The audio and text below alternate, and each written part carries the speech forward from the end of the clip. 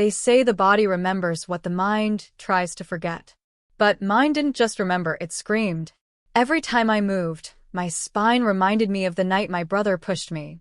Every time I tried to sleep, my mother's voice whispered in the dark, "Don't ruin your brother's life, Alyssa. Keep quiet." It's strange how betrayal doesn't always arrive in the dark. Sometimes, it walks in through your front door, wearing a family name. I used to think pain had an end point, like a fever breaking or a storm clearing. But at 29, I learned that pain could become a place. A place you wake up in, move through, eat breakfast in. Before that night, my world was small but mine. I worked from home as a freelance illustrator, my days spent painting children's books and designing prints for small boutiques. It wasn't glamorous, but it was peaceful. My brother, Mark, was the opposite, loud, entitled, and perpetually angry. He was 32 and still living in the house our parents bought him after college, even though he'd never managed to keep a job longer than 6 months. Our mother, as always, defended him. "He's just trying to find himself," she'd say, as if the rest of us were born fully assembled. I hadn't spoken much to either of them for nearly a year. The last time we'd all been in the same room, Mark had called my art a hobby for people who couldn't make it in the real world. I'd left in tears. So when Mom called that evening, her voice tight and trembling, asking me to come over because we need to talk as a family, I almost said no. Almost. But she sounded different, frightened, even, and against my better judgment, I went. It was raining when I pulled up to their house. The lights were on, warm and familiar through the blur of the storm. I remember gripping the steering wheel for a moment, breathing, before stepping out into the cold. Mom opened the door before I could knock. She looked smaller somehow, her blonde hair grayer than I remembered, her eyes darting nervously behind me as if expecting someone else. "Mark's here," she said softly, "but he's calm now." Calm now. The last time she'd said those words, I ended up with a bruised wrist. Still, I stepped inside. The smell of dinner, roast chicken and lemon, hung in the air, mixing with that faint chemical scent of the disinfectant she always used. Mark sat at the dining table, beer can beside his hand, scrolling through his phone. He looked up when he saw me and smirked. "Well, look who remembered she has a family." I froze. "You wanted me here?" He shrugged. "Mom did. I couldn't care less." Mom's voice quivered. "Mark." He waved her off. "Relax, I'm being polite." I could feel the tension building already, the way it always did. Our family had mastered silence as weapon long before we mastered love. Mom gestured for me to sit. I did, across from Mark. "I just wanted us to talk," she said. "We've been apart too long. It's not healthy." Mark chuckled under his breath. "Yeah, because Little Miss Perfect's been busy painting cartoon cats." Something inside me snapped a little. At least I'm working. His head shot up. "Excuse me?" I met his eyes. "You heard me." He laughed, a sharp, bitter sound. "You think sitting in your apartment doodling for kids is a real job? It's better than living off Mom. That did it." His jaw tightened, eyes darkening. "You're so full of yourself, Alyssa." Mom stood up quickly. "Both of you, stop it. This isn't helping." But it was too late. I saw the shift in Mark's face, the way his grin curved into something cruel. He stood up slowly, beer still in hand. "You always think you're better than me," he said, his voice low. "You always have." "Mark, sit down," Mom hissed. I didn't back away. "I don't think I'm better. I just grew up." He slammed the beer can onto the table so hard it tipped, spilling across the tablecloth. Mom gasped, reaching for it, but he ignored her. He took a step closer to me. "Say that again," he said quietly. My heart pounded. I couldn't. Then he shoved me. It wasn't hard at first, a quick, angry motion, meant to intimidate. But my heel caught the rug behind me. My balance faltered. I reached for the chair beside me, but he shoved again, harder this time, shouting something I don't even remember. The next few seconds were noise and motion. My body twisted, my head hit the edge of the table, and then impact. A crack, a flash of white, and the world turned sideways. I couldn't breathe. My lower back burned like fire and ice all at once. When I tried to move, nothing happened. Mom's scream echoed through the room. Mark, stop. What did you do? He froze, his face pale. I didn't, she slipped. I tried to speak but couldn't. My breath came out in small gasps. The pain was everywhere. Mom knelt beside me, tears streaming down her face. Oh God, Alyssa, please don't move, just stay still. But then, as she looked toward Mark, something changed. Her face hardened. She turned back to me, her voice trembling but sharp. Well, tell them you fell. Do you understand? What? I whispered, my voice barely audible. Tears blurred my vision. I thought I'd misheard her, but she said it again, louder this time. Well, tell them you fell down the stairs. Do you hear me? Mom. I choked out. He pushed me. Mark's voice cracked. I didn't mean. Enough, she snapped at him, then back at me. Alyssa, if you say he attacked you, they'll take him away. It'll destroy his life. Our family. I couldn't process it. My back screamed with pain, and my mother, was bargaining with my agony. She grabbed my hand, squeezing hard. Promise me, she said. Promise you'll say it was an accident. Tears filled my eyes, spilling down my face. Mom, I can't feel my legs. She broke then, just for a second, her face crumpling. Please, baby, she whispered. For me. The sirens came minutes later, though it felt like hours. Paramedics lifted me onto a stretcher, their voices echoing in the fog. Possible spinal trauma, one said. Mark stood frozen by the stairs, hands trembling. Mom hovered behind them, her eyes red, her mouth set. She met my gaze as they carried me out. And that was when she said it. Don't ruin us, Alyssa. The hospital lights were blinding. Everything smelled of antiseptic and fear. They ran scans, hooked me to IVs, whispered words I barely understood. L2 fracture, incomplete spinal injury swelling. When I finally woke after surgery, my mother was sitting beside the bed. Her makeup was perfect again, as if nothing had happened. You're lucky, she said quietly. It could have been worse. I blinked at her. Worse. Her lips pressed tight. You're not paralyzed. You'll walk again with therapy. My voice was hoarse. Did you tell them what happened? She looked at me, eyes cold now. I told them you slipped. And that's what you'll say too. Mom. She leaned forward, gripping my hand. Don't you dare destroy this family. You'll heal. Then we'll move on. I turned my head away. My throat closed up. I couldn't tell if it was the pain or the betrayal that hurt more. The days blurred together after that. Nurses came and went, voices muffled by morphine. Every movement was agony. Every breath felt borrowed. But one morning, a new voice entered the room. Calm, grounded, and firm. Hi, Alyssa. I'm Evan. I'll be your physical therapist. I opened my eyes. He was young, maybe early 30s, with kind eyes and a quiet confidence that didn't demand anything from me. He glanced at the chart, then met my gaze. I know you've been through a lot. Well, start slow. My job is to help you get back what you can, step by step. I wanted to tell him I didn't believe in steps anymore. Instead, I just nodded. He smiled faintly. That's good enough for today. That night, as the hospital lights dimmed and the hallway monitors beeped in rhythm with my heartbeat, I realized something. I couldn't undo what happened. I couldn't make my mother protect me or my brother apologize. But maybe, just maybe, I could learn to stand again one way or another. Not for them. For me. And if they thought silence would keep me broken, they were about to learn what a woman rebuilding herself could become. The first time Evan helped me sit upright, I thought my spine would snap in half. Every nerve screamed. Every breath was a battle. But his voice, steady, calm, patient, cut through the panic. Breathe with me, he said softly. In through your nose, out through your mouth. You're not broken, Alyssa. You're healing. The words were gentle, but I didn't believe them. Not yet. Pain had a way of convincing you that you'd never be whole again.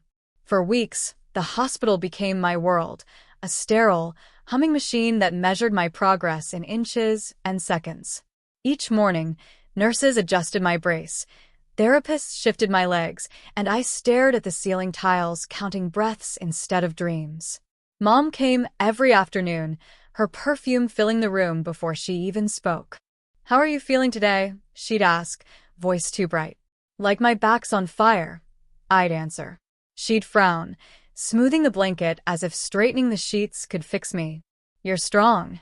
You'll get through this." But she never said I'm sorry. Never said what happened to you was wrong. Her eyes would dart toward the door before lowering her voice. "And remember, no one needs to know about Mark.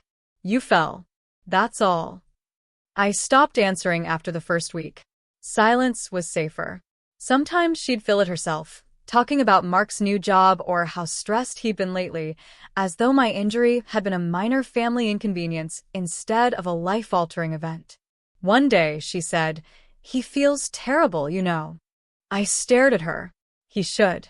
Her jaw tightened. "He's your brother, Alyssa. Don't let one mistake define him." I almost laughed, but the movement hurt too much. "One mistake defined me, Mom. It's called a spinal injury." She didn't come for 3 days after that. Evan was the opposite of her, unhurried, unpretentious, unafraid of silence. He never asked about my family. Maybe he saw enough in the way I flinched when people raised their voices. He'd come in each morning, roll up the sleeves of his uniform, and begin with the same calm tone. "Ready?" The answer was always no. But he waited until I nodded. He never pushed too hard, but he also never let me quit. If I cried, he handed me a tissue, without judgment. If I cursed, he smiled faintly and said, "That's good." Anger moves muscles. By the third week, I could sit unassisted for 5 minutes. It felt like climbing Everest. "You did that," he said after I managed to hold myself upright. "Not me." You. I wanted to believe him. But belief takes time to grow back, like trust after betrayal. Sometimes, at night, I replayed the fall in my head, the sharp sound, the flash of pain, the moment my mother's voice shifted from concern to calculation. I couldn't hate Mark as cleanly as I wanted to. The memory of his face after it happened, shocked, pale, terrified, still haunted me. But I could hate her silence.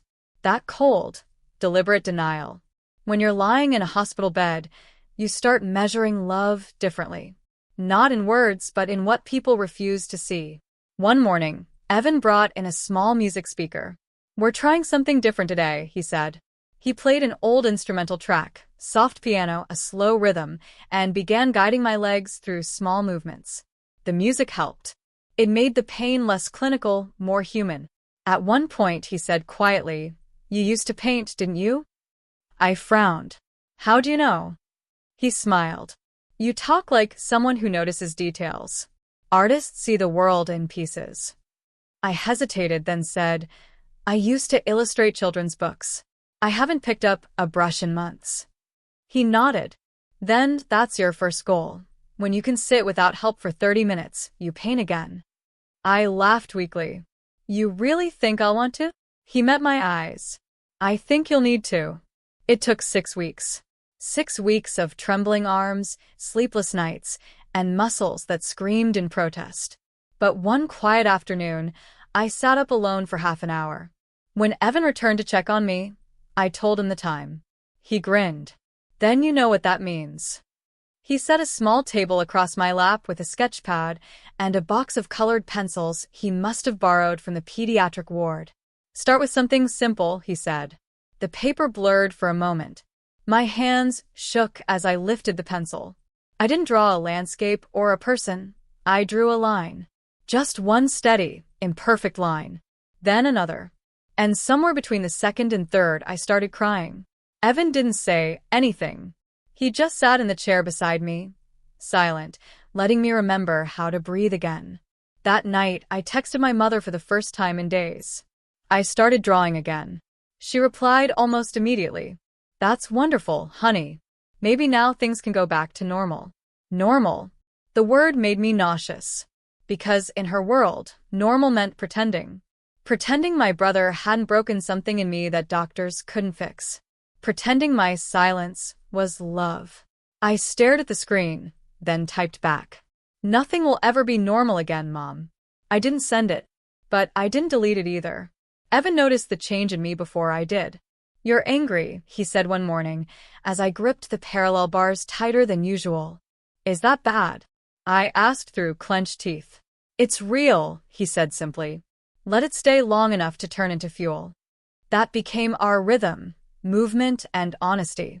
I didn't tell him details, but he never asked for them. It was like he understood that healing wasn't just physical. It was about reclaiming ownership of my own story. Sometimes, after therapy, we'd sit in the hospital courtyard. He'd bring 2 coffees and talk about normal things, music, movies, his niece who wanted to be a dancer. I didn't realize how much I'd missed ordinary conversation until then. The kind where no one tiptoed around you like you were fragile glass. One afternoon, he said, You don't have to stay here forever. There's a rehab center downtown, better equipment, fewer rules. I hesitated. That sounds expensive. He smiled. I can help you apply for the patient assistance program. You qualify. He said it like it was the most natural thing in the world, like helping someone mattered more than keeping professional distance. And maybe that was the first time I let myself trust him. A few days later, Mom showed up unannounced again. She had flowers this time, roses, her favorite, not mine. I talked to the doctor, she said cheerfully. They said you're improving fast. Isn't that great? I nodded slowly. It is. She sat down, smoothing her skirt. So, Mark wants to visit. My stomach turned. No. Her smile faltered. Alyssa, he feels terrible. He's been going to anger management classes. He's changed. I stared at her. He changed because he almost paralyzed me? Her expression hardened. Don't be cruel. Cruel? My voice shook. You're asking me to forgive someone who did this to me, and you're calling me cruel? Her jaw tightened. Family is all we have, Alyssa. You can't stay angry forever. I can stay honest, I said quietly. She stood up, clutching her purse. You've always been dramatic. Maybe that's why this happened. You provoke people. For a moment, I couldn't breathe. The words hit harder than the fall ever had. Evan walked in just as she was leaving. He must have seen my face because he didn't ask what happened. He just knelt beside me and said softly, You're not what she says you are. Something in me cracked then, not from pain, but from relief. Because finally, someone said what I'd been dying to hear. That night, I dreamed I was standing again. No brace, no crutches, just me, steady and unafraid. When I woke, I couldn't tell if the tears on my face were from grief or hope. A week later, I moved to the downtown rehab center. Evan helped arrange the transfer, insisting it was time for progress. The new facility was brighter, livelier, less like a hospital and more like a place where life restarted. As we wheeled through the hallway, Evan said, You ready for a fresh chapter? I smiled weakly. You make it sound easy. He shrugged. I didn't say easy. I said worth it. When he left that day, I realized something. I wasn't afraid anymore. Of pain. Of standing. Of telling the truth. Because if my mother's silence had been a cage, then every step I took now, no matter how small, was the sound of the lock breaking. That night, before turning off the lights, I texted Mom again. I'm transferring tomorrow. Don't come. A minute later, she replied. You're making a mistake. I stared at the screen until the message blurred. Then I wrote back. No. I'm finally fixing one. And this time I hit send. The first morning at the rehabilitation center smelled different, less like disinfectant, more like coffee and new beginnings. The building itself felt alive. Windows stretched from floor to ceiling, sunlight spilling onto polished wood floors. There were indoor plants everywhere, ferns, succulents, even a lemon tree by the reception desk. After months of hospital walls that hummed with fluorescent indifference, this place almost felt like a home. The nurses greeted me by name. No hushed tones, no pitying stares. Just warmth. Evan had transferred my records himself. When I saw him waiting near the therapy hall, a clipboard tucked under his arm, He gave a small smile. "Welcome to the next chapter," he said. I smiled back, weak but real. "Do all chapters start at 7 a.m.? Only the good ones." The sessions were harder here, longer stretches, smaller excuses. The room was full of people at different stages of recovery. A teenager learning to walk after a car accident, a retired teacher relearning hand control, a young man with a prosthetic leg practicing balance. No one looked at me as broken. We were all rebuilding something invisible. Evan taught me how to listen to my body again. "Pain isn't always danger," he reminded me. "Sometimes it's communication." At first, every muscle trembled with rebellion. But over time, the tremors changed. They became a rhythm, a heartbeat of effort. When I managed to lift myself from the chair without help for the first time, the whole room erupted in small applause. I laughed, breathless. Evan just nodded, that quiet pride in his eyes. "See? Still standing," he said. Evenings were the hardest. After therapy ended and the hallways grew quiet, the ghosts of old conversations came back, the echo of my mother's voice, the memory of Mark's apology that never arrived. But something in me had started shifting. The silence didn't swallow me anymore. I filled it with sketches. I began drawing again properly, not just lines but faces. Faces of people in the therapy room, hands in motion, the tilt of Evan's posture as he adjusted someone's stance. I sketched from the wheelchair's tray table, sometimes until midnight. The staff started calling me the artist in residence. I liked that. One afternoon, Evan caught me drawing him. I froze, embarrassed. He tilted his head. "That's actually really good." "Is that me or Tom Holland?" "Depends on how much coffee you've had today," I said. He laughed, and for the first time since the fall, I realized my laughter didn't sound like someone else's. Week by week, my independence returned in pieces, small, stubborn victories. I learned to transfer from chair to bed without help, to brace my legs during stretches, to stand with parallel bars for almost a full minute. But the biggest change wasn't physical, it was internal. Evan noticed before I did. "You're looking people in the eye again," he said one morning. I shrugged. "That's a good thing, right?" "It's a brave thing." I didn't tell him that for years I'd learned to keep my eyes down at home, to make myself smaller, so my brother's temper wouldn't find me, so my mother's disappointment wouldn't sting as much. The habit had sunk deep into my muscles, as real as any injury. Now, every time I met my own reflection upright in the mirror, I whispered quietly, "You deserve to take up space." One rainy Thursday, I found a letter in my mailbox at the rehab center. No return address, but I recognized the handwriting instantly, my mother's. "Alyssa, we miss you. Mark is doing better. He wants to see you. Let's put this behind us. You need your family." I read it 3 times, hands trembling. There was no mention of my pain, no apology, no ownership, just the same quiet demand for silence dressed in concern. Evan found me sitting in the lounge later, the unopened envelope beside my coffee cup. "You look like you're somewhere else," he said. I hesitated, then handed it to him. "For my mom. She still thinks I should forget." He didn't read it, just placed it back on the table. "You get to decide what forgetting means. It doesn't have to mean pretending." His words landed heavier than he realized. That night, I wrote in my sketchbook, "Pretending is just another kind of paralysis." A week later, the center held a small open house event. Patients could showcase their progress, art, or crafts. Evan encouraged me to participate. "I'm not ready for that," I said. He grinned. "You already are. You just need to see it." I almost didn't sign up. But on the day of the event, as people set up tables and posters, something inside me shifted.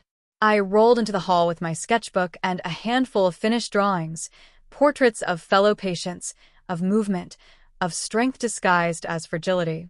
By noon, my table had gathered a small crowd.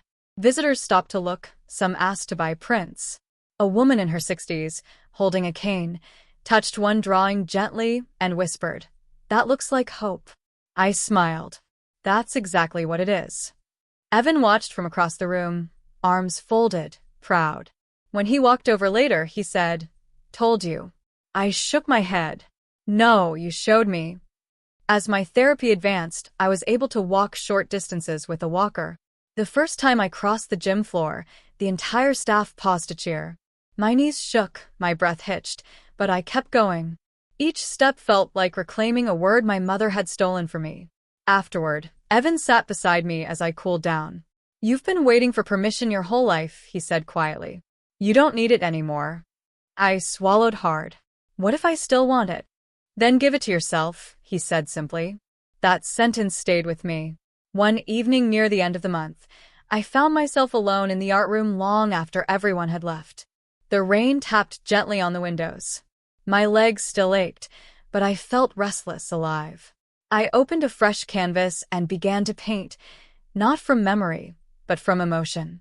I painted light breaking through shadows, fractured shapes that looked like bones and roots intertwining, and in the center, a figure standing, not straight, but steady.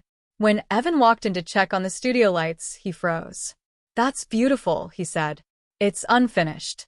He stepped closer. "So are you. That's what makes it beautiful." For a long moment, neither of us said anything. The air felt quiet but full. It wasn't romance, it was recognition. Two people who had learned that strength isn't loud. Before leaving, he said softly, "You should exhibit this someday." "Maybe I will." And I meant it. By the end of my third month, I could walk from the therapy room to the garden without assistance. The first time I made it outside alone, the sunlight felt different, warmer, thicker, more real. I stood beneath the lemon tree that had greeted me that first day and breathed in deeply. Freedom had a scent, citrus, rain, and quiet victory. That night, I called my mother for the first time since the letter. She answered on the second ring. "Alyssa?" Her voice was cautious. "I'm getting stronger," I said. "That's wonderful, sweetheart. I wanted you to know because I'm not coming home." Silence. Then, softly, "You don't mean that." "I do. I can't heal in a place that asks me to lie." Her sigh crackled through the line. "You're being dramatic again." "No," I said quietly. "I'm being honest." I ended the call before she could answer. For the first time, I didn't feel guilty. I felt free.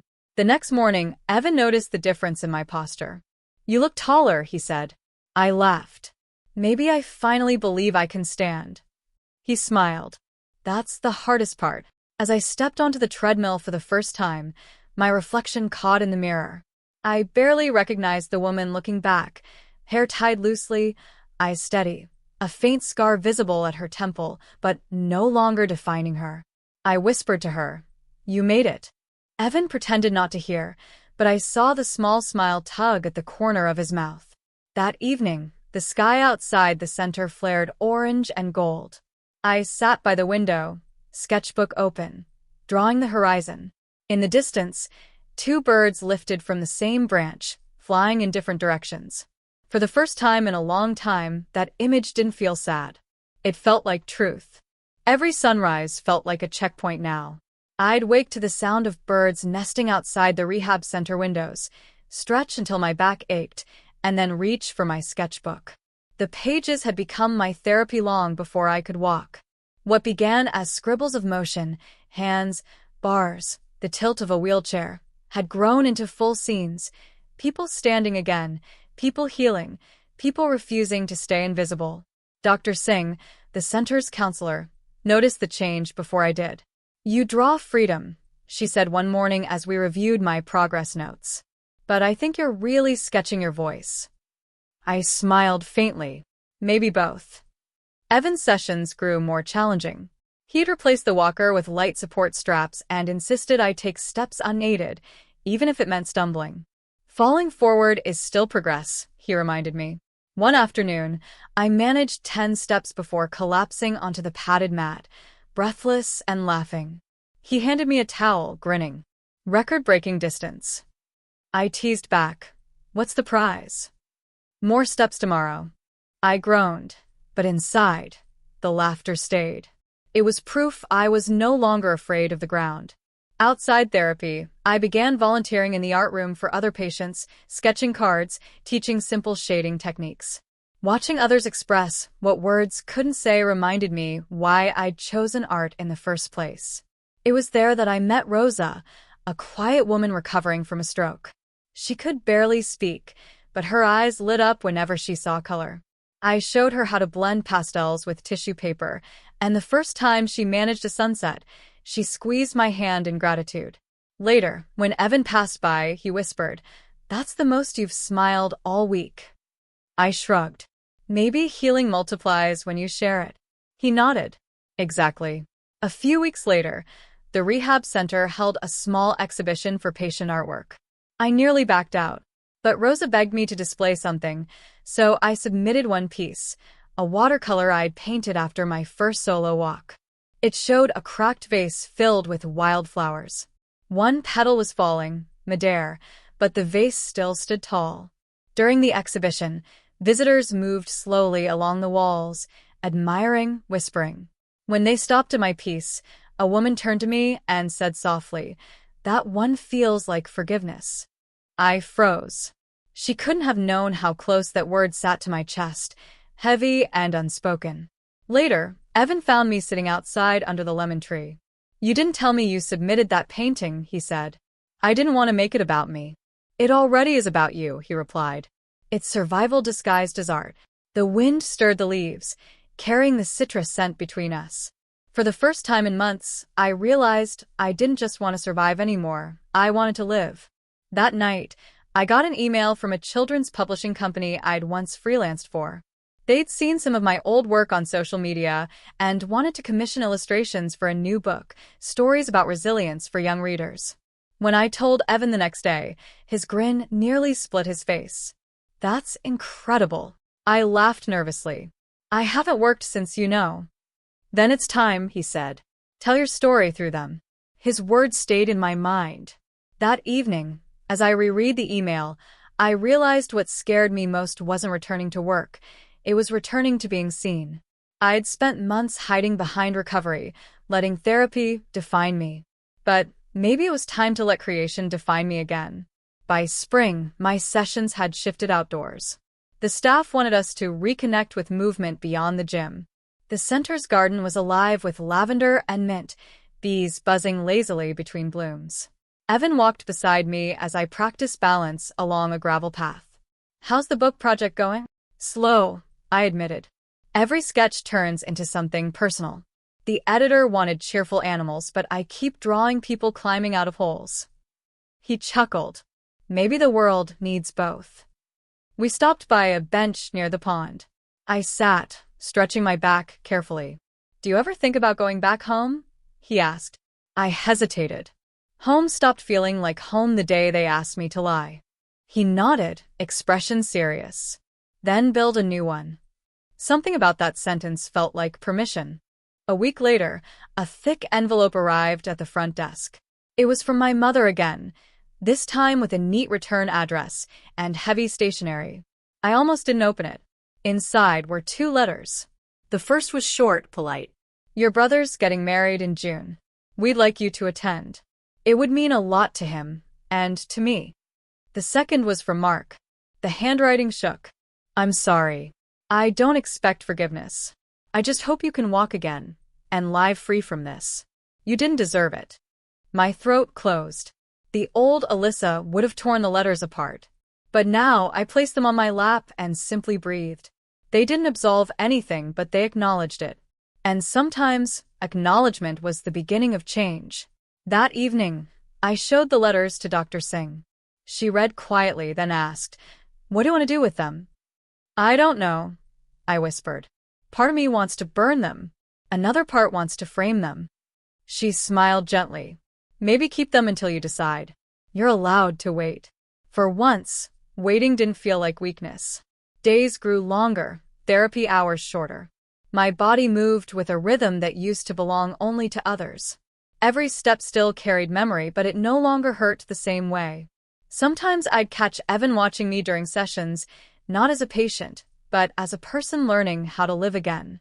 We didn't talk about what had happened at home anymore. Our conversations had shifted to what came next. He helped me draft an application for an artist grant, encouraged me to pitch a small exhibit about art and recovery. "You've got a voice people need to hear," he said.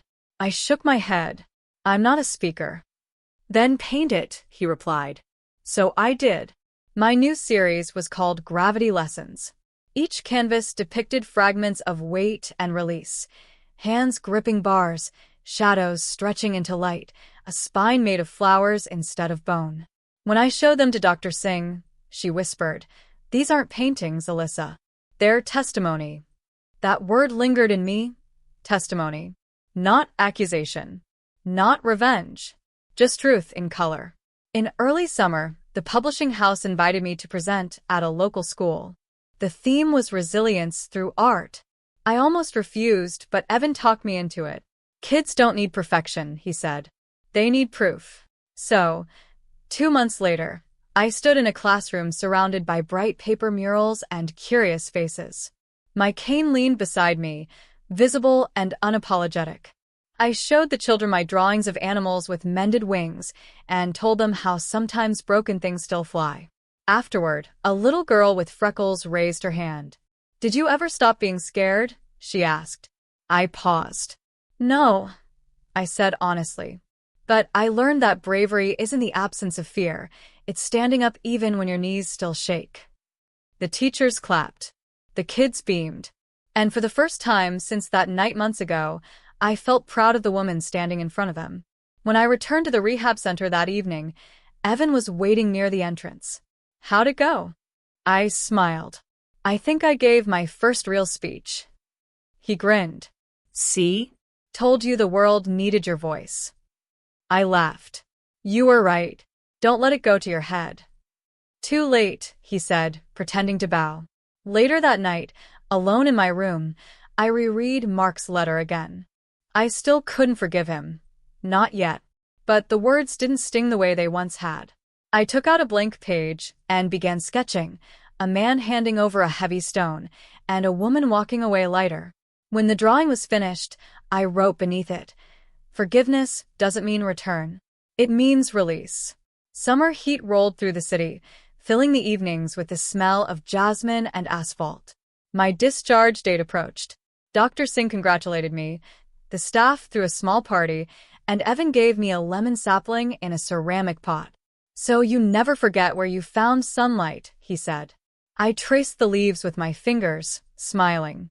"You're not rid of me that easily." "I'd never want to be," he said softly. It wasn't romance. It was gratitude wrapped in friendship, two lives that had collided at the exact right moment.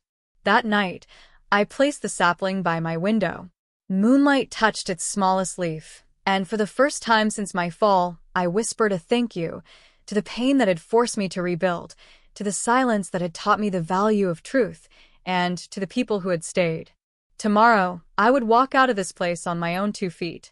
Not perfectly, not pain-free, but free. The morning I left the rehabilitation center, the sky looked impossibly wide. I stood by the doors with the lemon sapling Evan had given me, sunlight touching the leaves like a blessing. The driver waited quietly by the curb, but I didn't move right away. I wanted to memorize the sound of the building, the echo of rolling wheels, the soft clink of walkers, the laughter from the therapy hall. It was the soundtrack of my rebirth. Evan walked out beside me, carrying one last folder of paperwork. "You're officially discharged, Miss Carter," he said with a grin. "Discharged sounds so medical," I said. "Can't we call it graduation?" He laughed. Fine. "Congratulations, graduate." He hugged me quickly, the kind of steady embrace that says go live your life. When I pulled back, he said, "Remember, progress isn't a straight line." "I know." I lifted the sapling slightly. "That's why I'm taking my own roots with me." My new apartment was on the 2nd floor of a building painted the color of faded sea glass. It smelled like dust and possibility. The landlord hesitated when he saw my cane, asking if I'd manage the stairs. I smiled and said, "That's why I chose the 2nd floor, so I keep practicing." Unpacking took days. Every movement was slow but deliberate. I placed the lemon sapling on the balcony and pinned my sketches along the living room wall like windows into the past, each one proof that I had survived myself. For the first time in almost a year, I slept without the sound of machines. The city hummed below my window, alive, indifferent, and utterly freeing. My first freelance job after recovery arrived 2 weeks later, the same children's publisher that had contacted me during therapy. They wanted 10 illustrations for a book called The Sky Between Branches.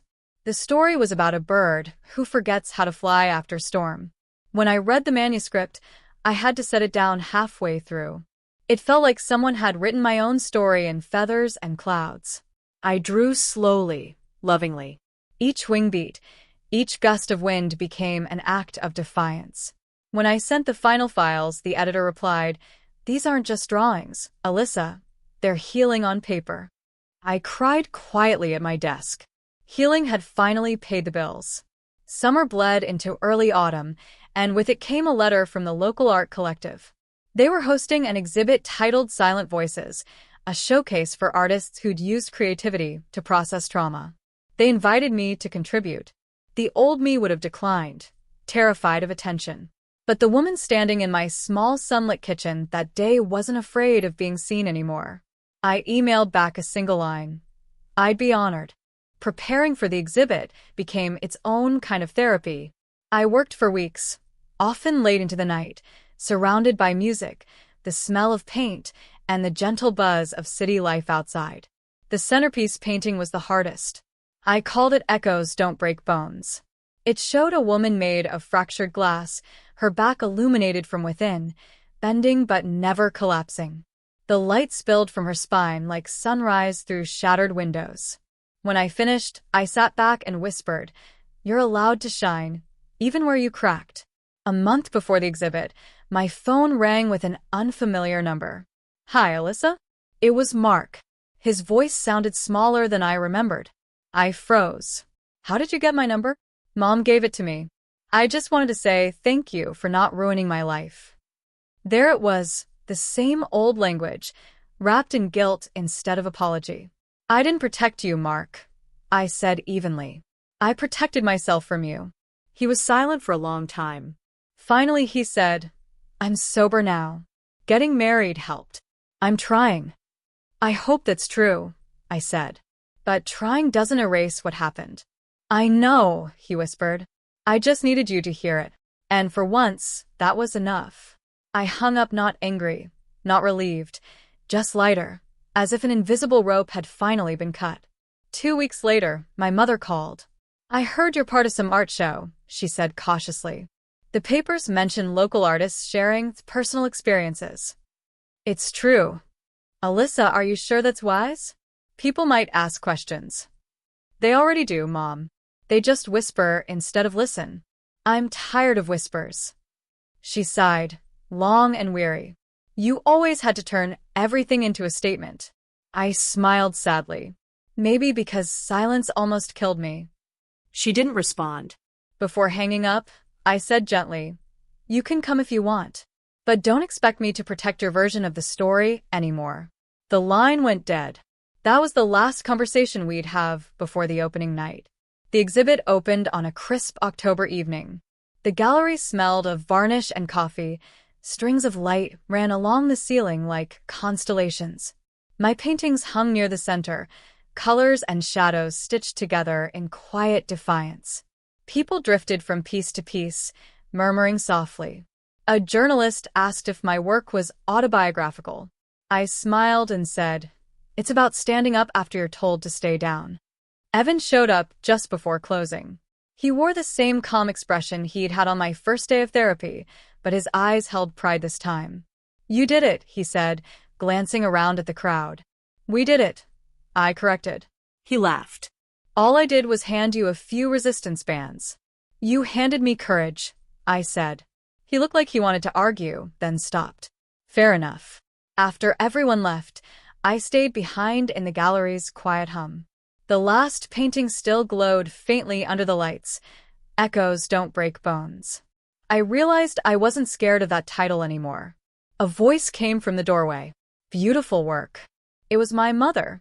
She looked smaller, older, her hair silver at the roots. I hadn't expected her to come. She walked slowly toward the painting, eyes glistening.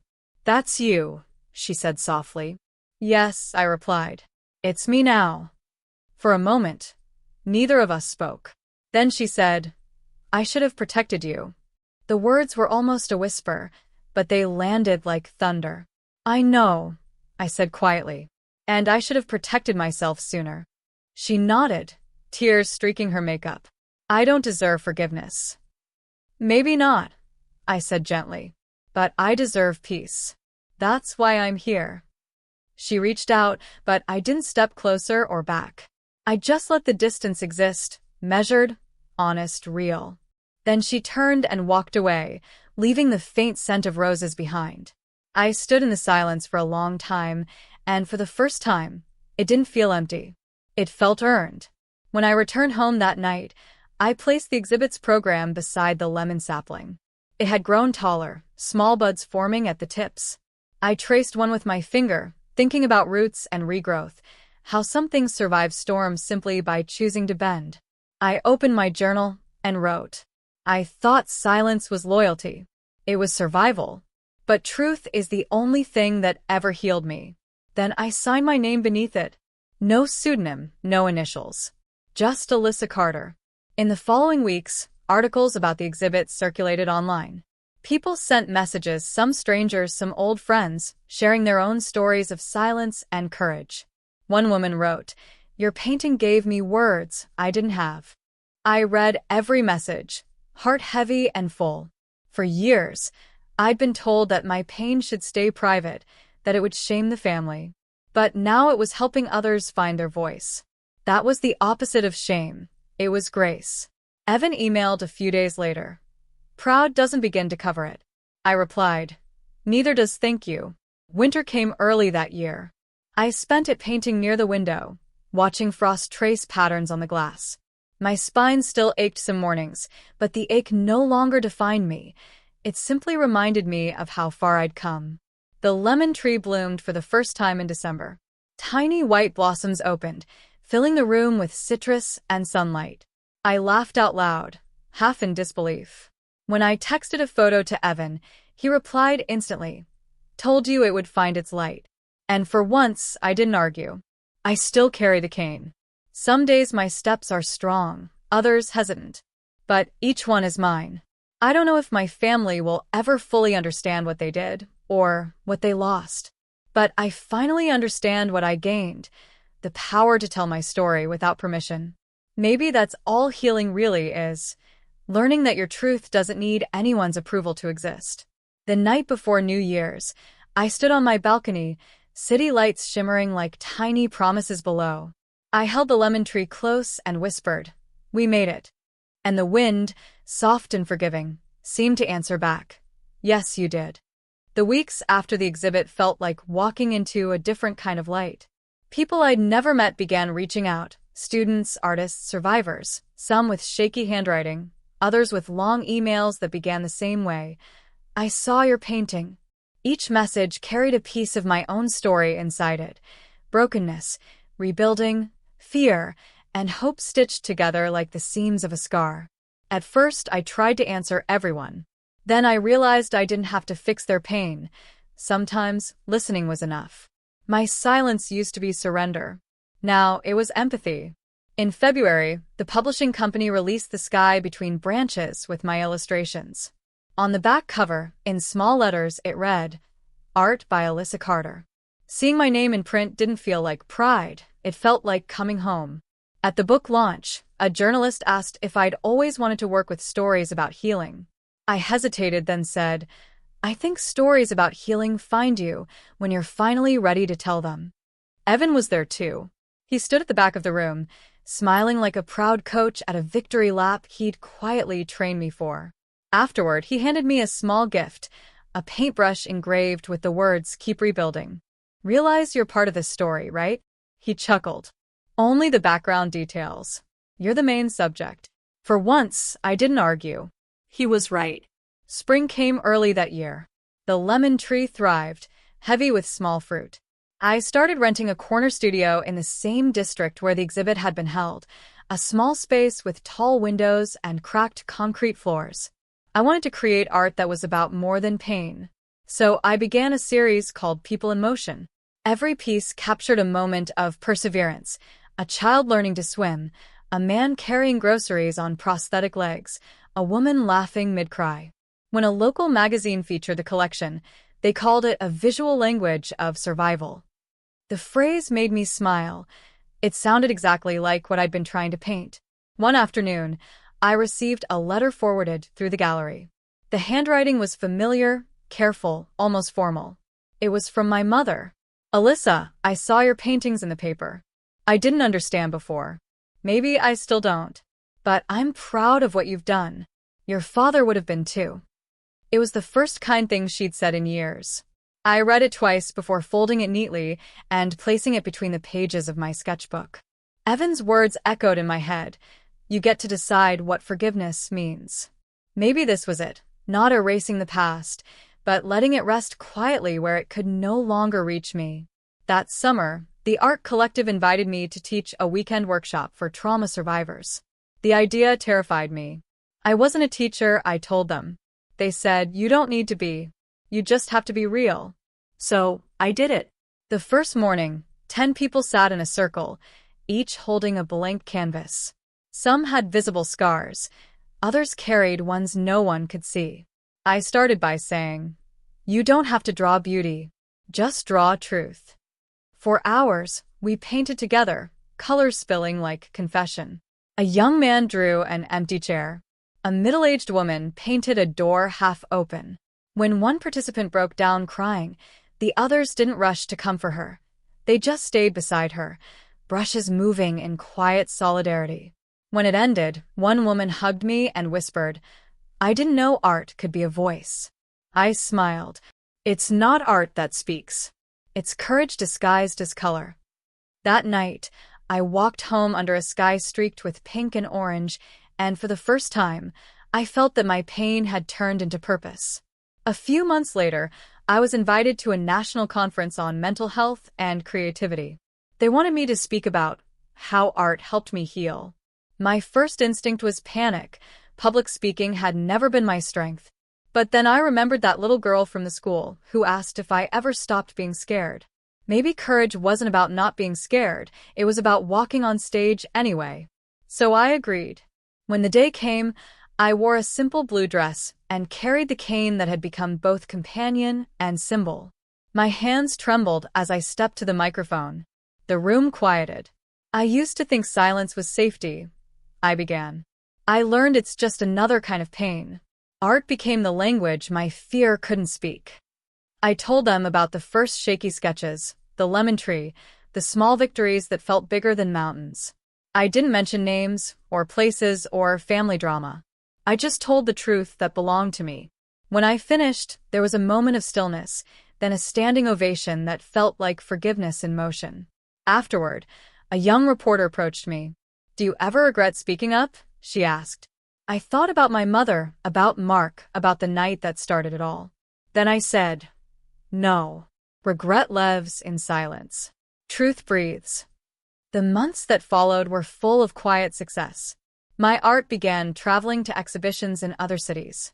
I collaborated with therapists to design creative workshops for hospitals. Every project felt like another doorway opening, another echo of what healing could look like when shared. Evan visited my studio one afternoon, hands in his pockets, surveying the chaos of canvases and color. "You've built an empire of resilience," he said. I laughed. "It's just paint." He shook his head. "No, it's proof." He helped me rearrange frames and joked about taking commission fees for motivational speeches. Before leaving, he said, "You know what's funny? When we first met, you couldn't look anyone in the eye. Now you stare down whole rooms." I smiled. Maybe I just stopped apologizing for existing. "Don't ever start again," he said, and left me with a faint echo of pride lingering in the doorway.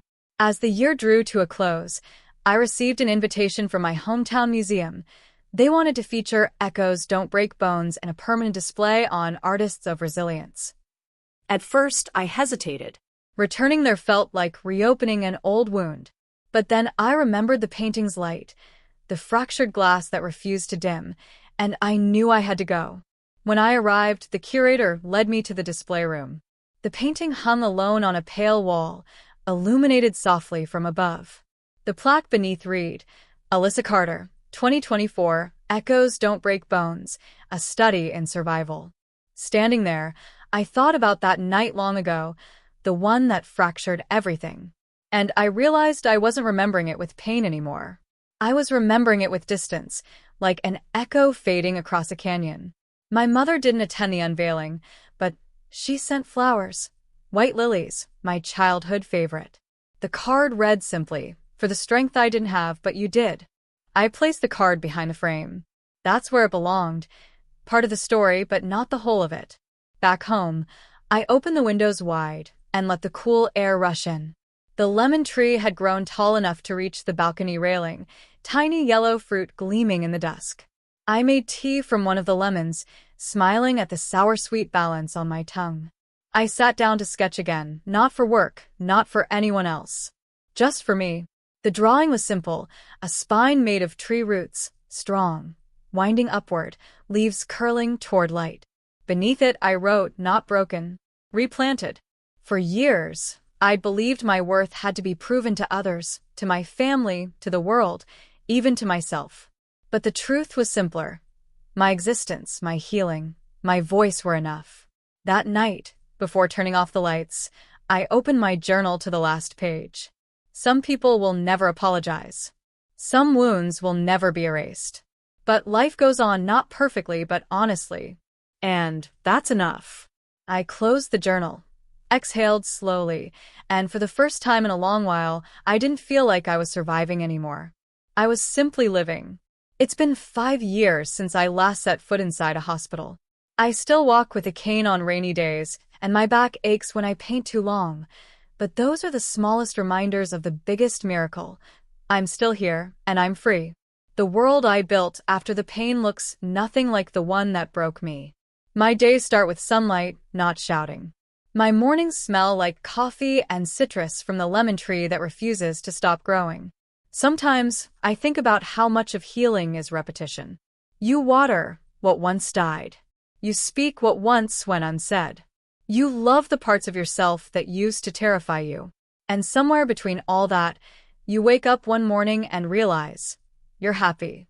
Not loud, cinematic happiness. Quiet, steady, earned. The studio has changed too. What was once a tiny room with cracked floors is now a vibrant space filled with students, canvases, and music. I teach 2 workshops a week and mentor young artists who use their work to process trauma. One of my students, a 19-year-old named Lily, paints oceans that look like memories. She reminds me of who I was, a little too careful, a little too afraid to call her art powerful. Last month, she brought me a small painting of hands reaching for light. "You said we should paint what freedom feels like," she told me. "This is mine." I hung it near the door so everyone who enters sees it first. Because that's what healing does, it multiplies. Evan still visits sometimes. He left the rehab center 2 years ago to open his own physical therapy practice, focused on recovery through movement and mindfulness. We keep in touch through postcards and coffee whenever our schedules align. He came by last week with his daughter, a toddler with wild curls and a smile like dawn. She wanted to see the famous lemon tree, he said. I laughed. Famous is generous. Stubborn, maybe. We sat on the balcony, the child giggling as she poked at the leaves. Evan leaned back, watching her. "Do you ever think about how far you've come?" "Every day," I said softly. "But mostly I think about how far I almost didn't." He nodded. "That's what makes the view worth it." He stayed for tea, and when they left, the apartment felt full even after the door closed. That's the thing about the people who help you heal. They never really leave. They just live quietly in the parts of you they helped repair. My family is quieter now. Mark and his wife live in another state. We speak occasionally, birthdays, holidays, polite texts. His tone is humble, and I've stopped expecting closure. The apology he gave years ago was the only one he knew how to make. I accepted it, not because it was perfect, but because I was done carrying anger. Mom and I talk every few months. Our conversations are civil, careful, like walking through old ruins without touching the walls.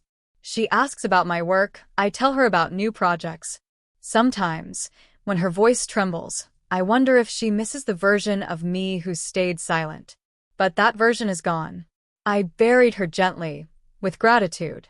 3 years ago, the museum that displayed Echoes Don't Break Bones asked me to contribute a new series. I titled it What Light Learns. Each piece showed transformation, objects once broken now reimagined as something else, a cracked cup turned into a candle holder, torn cloth becoming a kite, fractured glass refracting rainbow light. The opening night drew a crowd I never expected. I stood quietly in the corner, listening as strangers debated the meanings. One woman said, "It's not about pain, it's about what survives it." And I thought, yes, that's exactly it.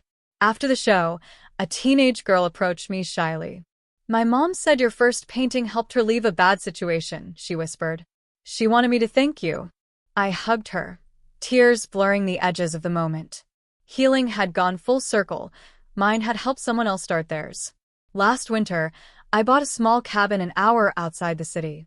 I wanted somewhere quiet to paint without deadlines or noise. The first time I stepped inside, I knew it was right. The walls were bare pine, the fireplace cracked with soot, and the air smelled like rain and wood smoke. I keep my old sketches stacked in a trunk by the window. Sometimes I pull them out and trace the faded pencil lines, remembering who I was when I drew them. Not with sadness, just awe. The cabin has become my sanctuary. I paint there without purpose now, no exhibits, no audience. Just me, the brush, and whatever truth shows up on the canvas. Every year, on the anniversary of the fall, I take a small ritual walk. Not out of grief, but gratitude. I start at dawn, cane in hand, lemon blossom tucked behind my ear. I walk until my back aches and my lungs burn just a little, then stop to watch the sunrise. This year, I reached the top of the hill near the cabin just as the first light spilled across the fields. I stood there, the wind tugging at my hair, and whispered, "Thank you for the lesson." Not to anyone, not even to life. Just to the part of me that refused to die when silence tried to bury her. That evening, I returned to the cabin, lit the fireplace, and opened my journal. It's almost full now, pages of thoughts, quotes, sketches, and memories. I flipped back to the first entry I'd written in the hospital. "I can't feel my legs." I read it without crying, because it wasn't an ending. It was the first sentence of everything that followed. I wrote beneath it, "I can feel everything now, even the ache, especially the joy." Then I closed the book, satisfied. Sometimes people ask if I ever wanted revenge. The truth? No. Revenge would have kept me chained to them, reliving the same pain with new costumes. Justice wasn't punishing them, it was living fully despite them. Peace isn't loud. It's waking up and realizing you didn't think about the hurt today. It's the freedom of being whole without needing permission. That's what I found. I still keep Evan's engraved paintbrush on my desk. The letters have faded slightly from use, but they still read clearly. Keep rebuilding. I use it whenever I start something new, a ritual, maybe. A reminder that everything, even beauty, is built one stroke at a time. Next month, my art school will host an exhibition of my students' work. Lily, the girl who painted the hands reaching for light, has become the curator. She's nervous, but I told her what Evan once told me. "You're already ready. You just have to see it." Maybe that's the greatest legacy I can leave behind, teaching others that broken beginnings can still bloom into beautiful middles.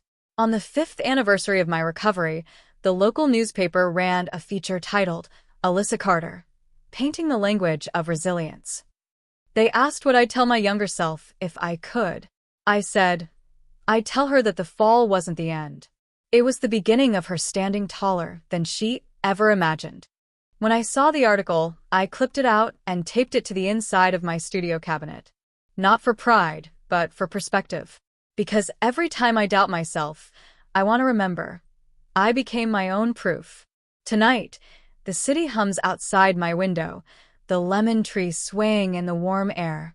I can hear laughter from the street below, strangers living lives I'll never know. It comforts me somehow, this ordinary noise. I pour myself a cup of tea and step onto the balcony. The moon is bright, the sky wide.